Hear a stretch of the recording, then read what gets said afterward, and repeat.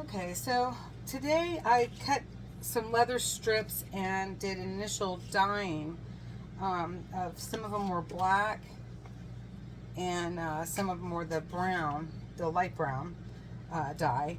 And I'm not pleased with the light brown dye, so I'm going to do another coating of the dye, the light brown dye. So this is, here, I'll show you what I've done. This is a laundry thing from IKEA. They are not paying me to advertise this, but it just works great for drying your leather pieces after you've dyed them. So it's a little, see him, he's an octopus. Isn't it cute? But it really works great to dry your leather pieces. So let's get this back where I needed it. I've got a little smock on,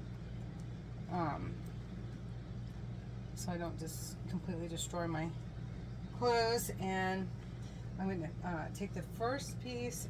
All I did was I punched a hole in the leather where either a snap or a closure finding is going to go, and then I used a bobby pin and I poured the dye into a bowl and I dragged it through the dye, but it still ended up a little streaked for my liking. So I'm going to use a wool dye ball here. It's on the metal stick and it's just a little wool ball, and I've got the leftover light brown dye. I put it in a Tupperware with a tight fitting lid,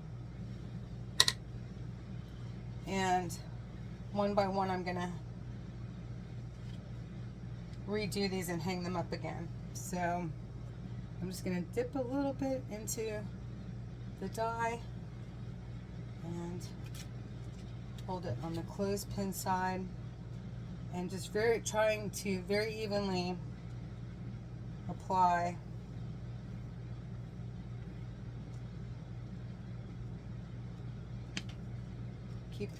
I was trying to decide if I was going to keep the bobby pin on or not, the safety pin.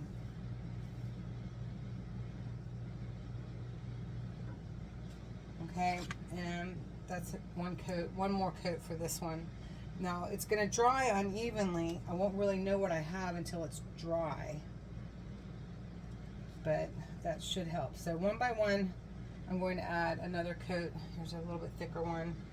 As you can see, it's just sort of spotted funny. This one wasn't too bad, but it just could use another wear.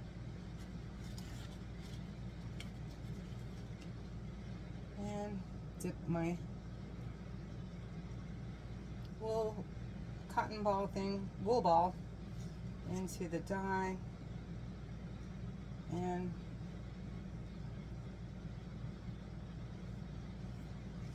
apply it as evenly as possible and rehang it. Now each application of the dye does make your piece a little darker, so I don't want to go over it, but see how this is almost dry, and that to me is too much streaking. For having pulled it through the dye, I just must not, I know what was wrong. I didn't have enough dye to make it a nice deep pull, to just very even flow, pull it through the dye. So until I have more dye, I won't do that again. Okay. Hanging it up on our little octopus hanger.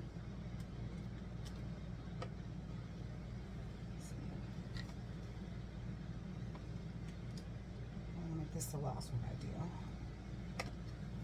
Let's get this one. I made these longer pieces because it's going to be a wrap bracelet where it goes around your wrist twice.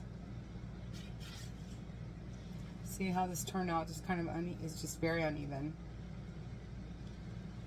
very splotchy and streaked.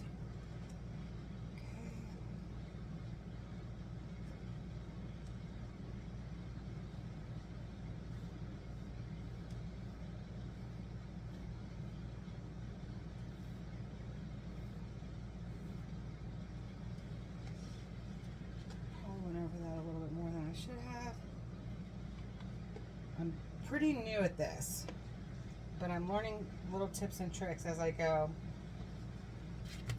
And I just want to share what I'm doing as I go.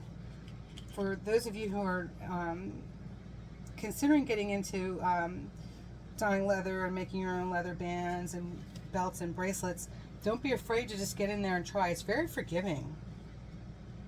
That looks pretty good. Especially if you just do rugged pieces like mine. The imperfections, I think, just add to the coolness of it. Okay, so that was that. I'm going to take my wool ball out, squeeze the extra dye out of it.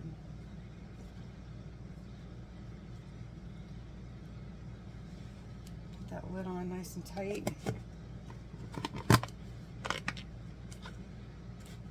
And I'm going to take this off. And then I'm going to hang this outside to get some air dry time while the light's still going. So I just want to share that with you. The black had turned out really nice. I had a little bit more of that. I think that I pulled it through. The black turned out really nicely. So I'll be making leather bracelets out of all of these tomorrow. Thank you for tuning in.